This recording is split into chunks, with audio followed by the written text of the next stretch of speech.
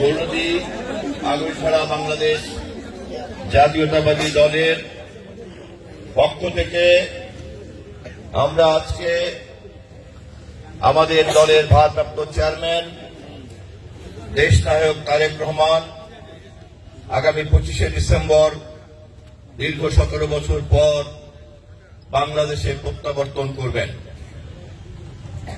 আমরা আমাদের এই নেতার স্বদেশ প্রত্যাবর্তন উপলক্ষে এই দিনটিকে আমাদের দলের পক্ষ থেকে একটা ঐতিহাসিক স্মরণীয় দিন হিসাবে তৈরি করতে চাই। 25শে ডিসেম্বরের এই দিন শুধুমাত্র আমরা আমাদের নেতাকে তার প্রত্যাবর্তন উপলক্ষে জমায়েত করছি তাই নয়, রাজধানীতে সারা দেশের গণতন্ত্রকামী মানুষের প্রতিনিধিদেরকে জড়ো করার মধ্য দিয়ে আমরা দীর্ঘ 17 বছরের আমাদের উপরে এবং দেশের উপরে যে নির্যাতন হয়েছে সেই নির্যাতনের বিরুদ্ধে আমরা একটা গণতান্ত্রিক প্রতিশোধ নিতে চাই। লক্ষ লক্ষ জনতা রাজপথ প্রকম্পিত করে সেই দিন স্মরণ করিয়ে দিবে পরাজিত পতিত ফ্যাসিবাদকে। ক্ষমতার দম্ভ, ঔদ্ধত্য, মানুষ খুন করা, রাষ্ট্রকে কুক্ষিগত করা, পুলিশ প্রশাসন, গোয়েন্দা বাহিনী, সামরিক বাহিনী, দেশের ধনিক গোষ্ঠী, গণমাধ্যমের মালিকানা সবকিছুকে গায়ের জোর দিয়ে নিয়ন্ত্রণ করা যায়, কিন্তু জনগণের ক্ষোভের সামনে আজ পর্যন্ত পৃথিবীর কোন স্বৈর শাসক টিকতে পারে নাই।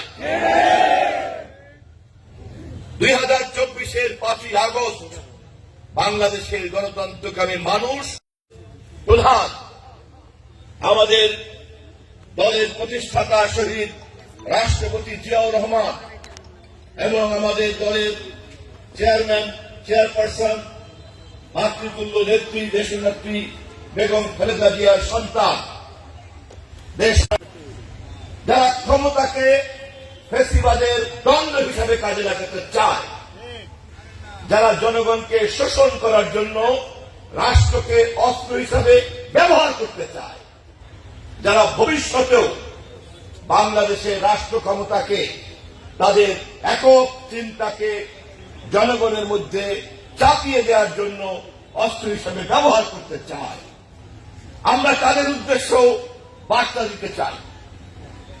আমরা প্রমাণ করতে চাই এই বাংলাদেশ হিন্দু, মুসলমান, বৌদ্ধ, খ্রিস্টান নির্বিশেষে সকলের বাংলাদেশ।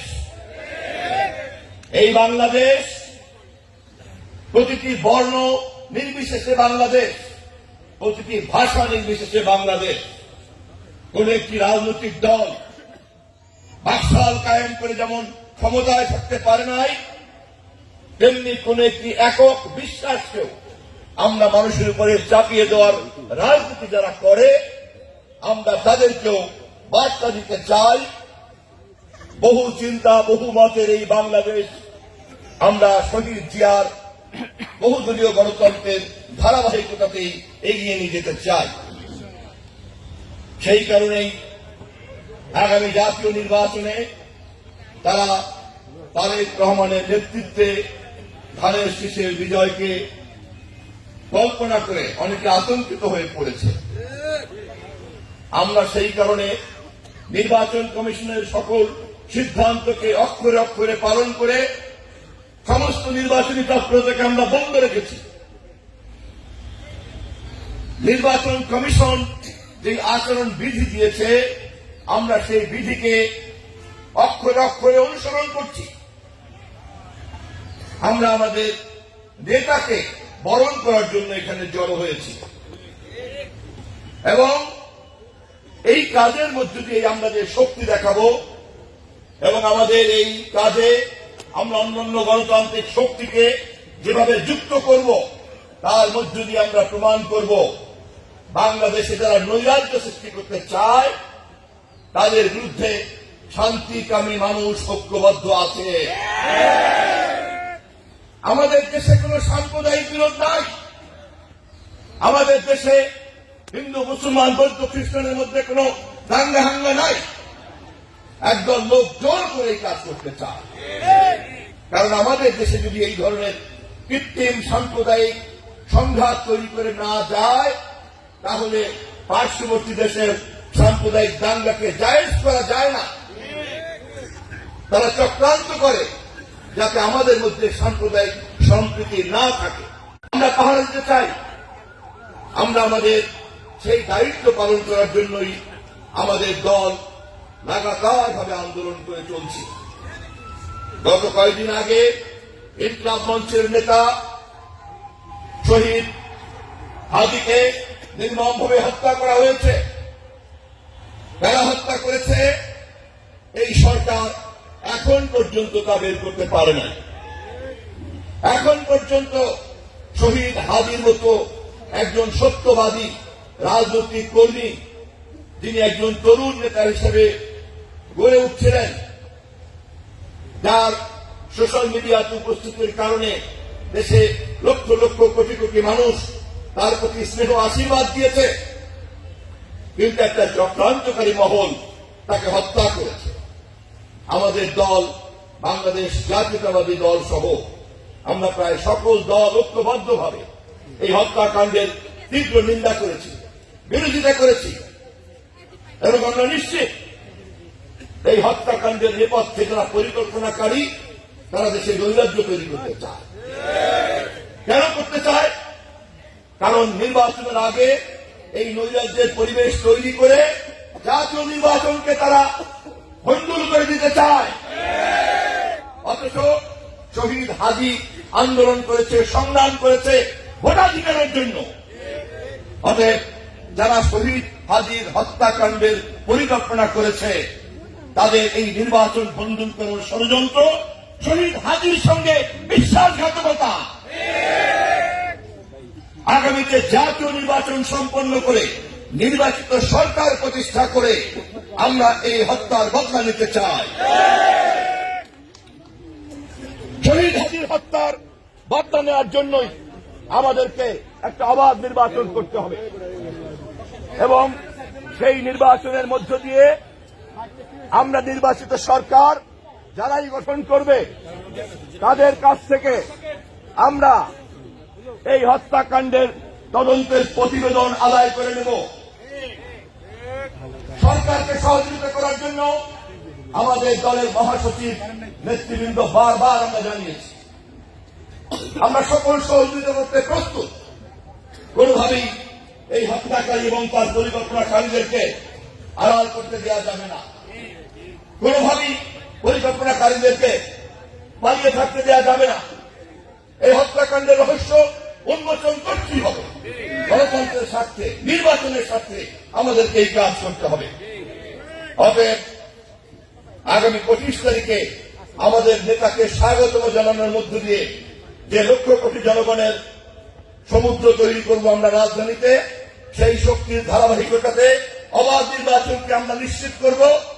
আমরা নির্বাচনের মধ্য দিয়ে নির্বাচিত সরকার আদায় করব এবং সেই নির্বাচিত সরকারের নেতৃত্বে শহীদ হাদির হত্যাকারীদেরকে আমরা খুঁজে বের করব এবং আসামির কাজ করায় দাঁড় করিয়ে বিচার আদায় করব।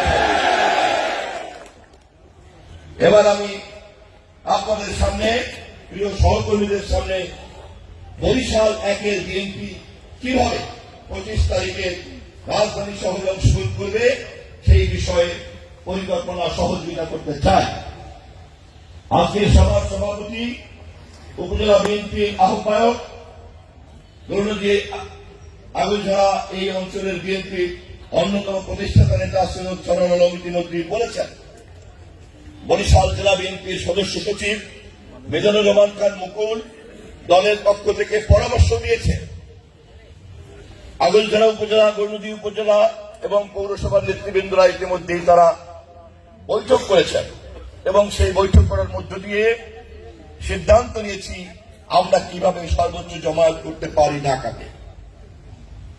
আমরা যদি বাসে করে সবাই যেতে চাই তাহলে যাত্রাবাড়ির পরে ঢাকার দক্ষিণ দিক দিয়ে ঢুকলে ঢাকার উত্তর মাথায় ৩০০ ফিটে বসুন্ধরা অঞ্চলে গিয়ে হবে আমাদের নেতার সম্বর্ধনা সমাবেশ। এই পুরো রাজপথ অতিক্রম করতে আমাদের অনেক সময় লেগে যেতে পারে এবং হয়তো ঢাকা গেলেও সমাবেশে যেতে পারবো কিনা সন্দেহ আছে। আমরা যদি লঞ্চে করে যেতে পারতাম বা যাই তাহলে সদরঘাটে নামতে হবে। সদরঘাটে নেমে সদরঘাট থেকে ঢাকার দক্ষিণ অঞ্চল থেকে সেই বসুন্ধরাতে ৩০০ ফিট যেতে একই ধরনের চ্যালেঞ্জের মোকাবিলা করতে হবে আমাদের। আমরা এমন একটা জায়গায় ভৌগোলিকভাবে দক্ষিণ অঞ্চলে পড়ে গিয়েছি যে রাজধানী শহরে ওখানে গিয়ে থাকতে চাইলে পরে আমাদেরকে আগাম প্রস্তুতি নিতে হবে। এর কোন বিকল্প আছে? আমাদের কোন বিকল্প নাই। অতএব সারা বাংলাদেশের মানুষ যদি 25 তারিখ সকালে যায়, গৌরনদী আগৈলঝাড়ার বিএনপির নেতা কর্মীরা 24 তারিখে ঢাকা শহরে উপস্থিত হবে। আমি জানি আমাদের যে সমস্ত নেতা কর্মীরা গত 17 বছর কি পরিমাণ নির্যাতন ভোগ করেছে, বিভাগীয় সমাবেশ, মহাসমাবেশে বারবার অংশগ্রহণ করতে গিয়ে তারা কি পরিমাণ নির্যাতনের শিকার হয়েছে আমরা জানি। মঞ্চে উপস্থিত নেতৃবৃন্দ সহ আমার সামনে যারা বসে আছেন অসংখ্য নেতা কর্মীদের অনেক ত্যাগ প্রতীক্ষা সহ্য করতে হয়েছে। এবার আমরা যাব আমাদের নেতাকে সম্বর্ধনা দিতে, কেউ আর আমাদেরকে রুখতে পারবে না। অতএব আরেকটা বারের মতো আমাদেরকে পরিশ্রম করতে হবে। বাংলাদেশ যাবে 25 তারিখে, গৌরনদী আগৈলঝাড়া যাবে 24 তারিখে ঢাকা। এ বিষয়ে কে কতটুকু সহযোগিতা আমরা করতে পারবো জানি না, দলের পক্ষ থেকে কতটুকু সহযোগিতা আমরা কে কাকে করতে পারবো জানি না, কিন্তু যার যার দায়িত্বে গৌরনদী আগৈলঝাড়ার সর্বোচ্চ সংখ্যক যার ঢাকাতে কোন রকম তো থাকার জায়গা আছে তাকে 24 তারিখে ঢাকায় যেতে হবে।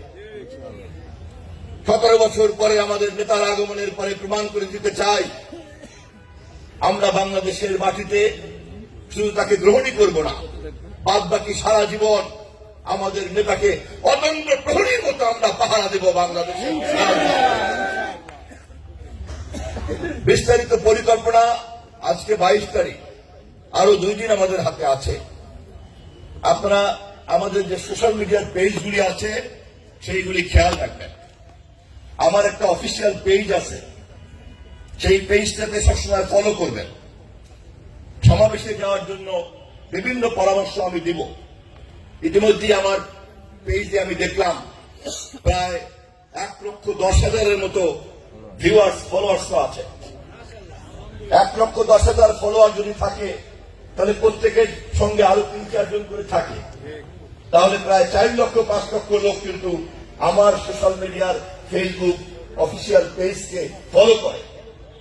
অতএব আপনারা খেয়াল রাখবেন, চোখ রাখবেন, যে কোনো পরামর্শ, যে কোনো কিছু কাজকর্মের ফাঁকে ফাঁকেই আপনার ডিভাইস দিয়ে, আপনার মোবাইল ফোন দিয়ে আমার অফিসিয়াল পেজ থেকে যে পরামর্শগুলি দিচ্ছি সেই পরামর্শগুলিকে ফলো করবেন।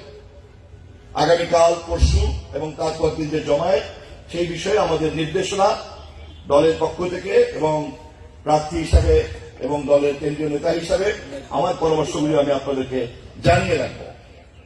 আজকের এই সভা কেবলমাত্র এই কথাগুলি বলার জন্য ডাকা হয়েছে। নির্বাচনের লাভ করবো আমরা আগামী 22 জানুয়ারির পরে।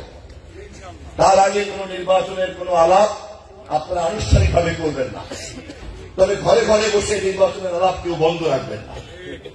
ঘরে ঘরে নির্বাচনের আলাপ চলবে, কিন্তু আনুষ্ঠানিকভাবে নির্বাচন কমিশনের আইনকে কেউ লঙ্ঘন করতে যাবেন না। আমি আর কথা বাড়াতে চাই না। আমি আর বেশিক্ষণ কথা বলতে চাই না। আপনারা জানেন আমাদের মাতৃতুল্য নেত্রী দেশনেত্রী বেগম খালেদা জিয়া জীবন যুদ্ধের মাঝখানে দাঁড়িয়ে আছেন। আমরা শ্রদ্ধা করে তার দীর্ঘ রাজনৈতিক জীবনের সংগ্রাম আন্দোলনকে আমরা স্মরণ করেছি বারবার। কোটি কোটি মানুষ তার জন্য মোনাজাত করেছে বারবার। সর্বশক্তিমান আপনাদের মোনাজাতে, দেশের মানুষের মোনাজাতে সাড়া দিয়ে তাকে এখনো জীবিত রেখেছেন। ইনশাআল্লাহ আগামী 12 ফেব্রুয়ারির নির্বাচনও আমাদের নেত্রী ফলাফল নিজের চোখে দেখে দিতে পারবে।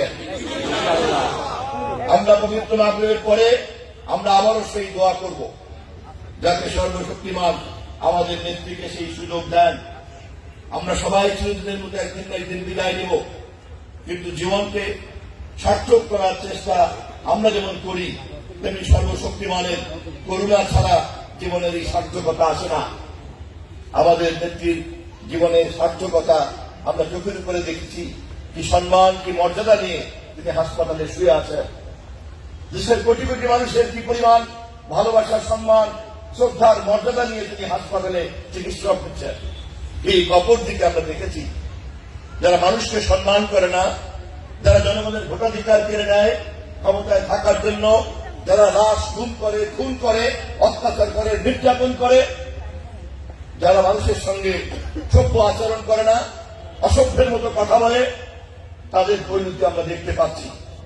আমার নেত্রীর কি সম্মান, আর এই ধরনের অশ্লীলতা, এই ধরনের অত্যাচার, ভিন্ন ফ্যাসিবাদী মানসিকতার কি পরিমাণ শাস্তি, তাও আমরা কিন্তু চোখের উপরে দেখতে পাচ্ছি। আমরাও এখান থেকে শিক্ষা নেই। আমরা আমাদের নেত্রীর ধৈর্য এবং নেতৃত্বের দূরদর্শিতার গুণাবলীকেই আমরা অনুসরণ করব, এবং আমাদের মধ্যেও যারা অশ্লীল ভাষায় কথা বলি, অসভ্যের মতো কথা বলি, ভাই বোন সন্তানের সামনেও ভাষা ব্যবহার করতে কুণ্ঠাবোধ করি না। এমনকি সোশ্যাল মিডিয়াতে আমি কিছু উন্মাদকে দেখলাম, সেই সমস্ত উন্মাদের মতো কথা বলে।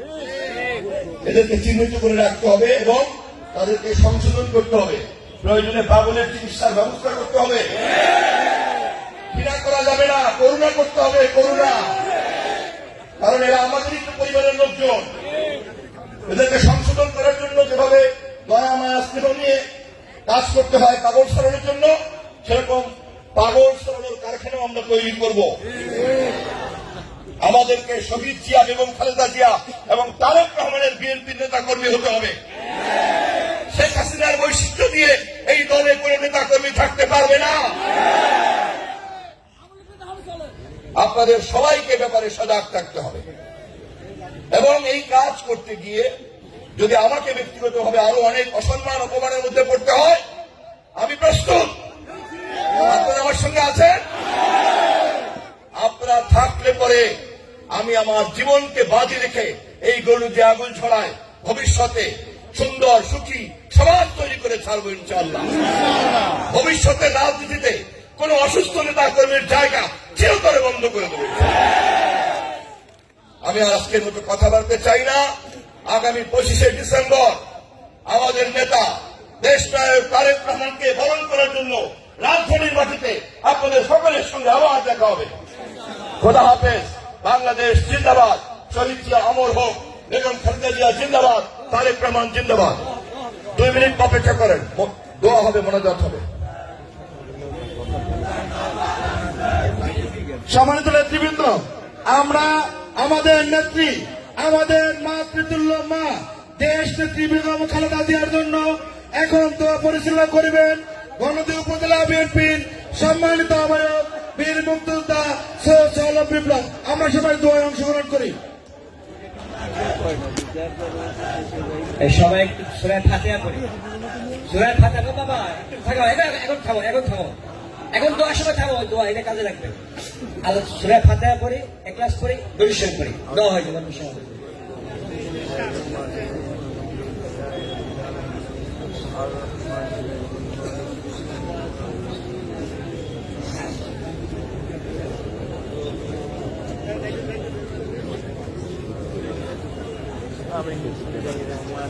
يا حي يا قيوم يا حي يا قيوم برحمتك نستغيث يا حي يا قيوم برحمتك نستغيث يا ذا الجلال والإكرام يا ذا الجلال والإكرام يا ذا الجلال والإكرام يا أرحم الراحمين يا أرحم الراحمين يا أرحم الراحمين يا أول الأولين يا آخر الآخرين يا ذو القوة المتين يا راحم المساكين يا أرحم الراحمين ربنا آتنا في الدنيا حسنة ربنا آتنا في الدنيا حسنة وفي الآخرة حسنة وقنا عذاب النار ربنا لا تزغ قلوبنا بعد إذ هديتنا هب لنا من لدنك رحمة إنك أنت الوهاب اللهم اغفر لي اللهم اغفر لي اللهم اغفر لي اللهم اهدنا الصراط المستقيم اللهم اهدنا الصراط المستقيم الله اهدنا الصراط المستقيم يا الله আপনি আমাদের সবাইকে কবুল করেন ইয়া আল্লাহ আপনি আমাদের সবাইকে কবুল করেন ইয়া আল্লাহ আমাদের সমস্ত দেশবাসীকে কবুল করেন ইয়া আল্লাহ যে উদ্দেশ্যে এখানে আসছে এই উদ্দেশ্যে আপনি সফল করে দেন আল্লাহ 25 তারিখে আমাদের তারেক রহমান সাহেব দেশে আসছে আল্লাহ সর্বোচ্চ জামাত হইতে পারে ব্যবস্থা করে দেন ইয়া আল্লাহ আমাদের দেশ নেত্রীকে আপনি সবাই